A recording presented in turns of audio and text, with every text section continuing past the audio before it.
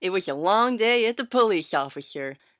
Gen was busy with paperwork and Kagari wouldn't shut up about how part 8 of the JoJo anime was the coolest thing and he kept trying to teach the JoJo's poses to random passerbyers that would have just leave. And yeah, Yuri was reading a magazine and not really helping. It was some Kogami was sitting on Gen's desk on top of his paperwork, shirtless, pumping iron, trying to impress Akane. But Akane was busy doing computer stuff and he wouldn't shut the fuck up about Shogo this and Shogo that, and I'm gonna bring that guy down further than the end of Persona 3 brought down Eva's feelings.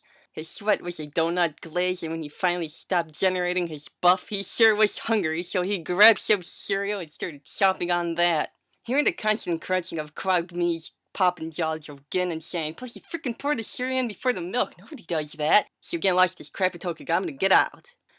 Gen was really stressed out because he needed to get this paperwork done and everyone else was just being distracted by their squad, especially Kagami. I kinda had a sixth sense for these kinds of things and told Gen that she would take Kagami out of the area.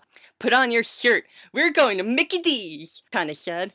She pulled Koganji by the wrist after he had a put of clothing to cover his pecs and tummy and brought him to the police car. She went faster than the crazy demons down the highway with her girl swag as well as the police light honking. When they pulled up to the McDonald's, she made a caring but firm side glance at him and asked, "Take out or eat in?" Kogami lighted his cigarette and made a stern face and whispered, "Let's go in the fort." Akane knew how much Kogami was excited to have his first happy meal. Quan Chi smiled.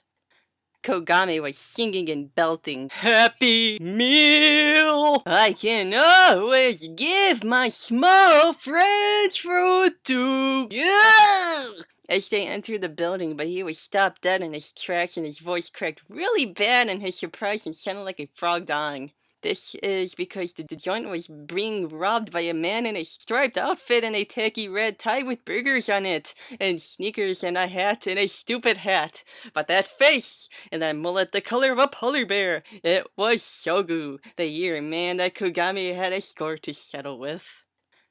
"What's ring, Kigami? Are you craving these McNuggies?"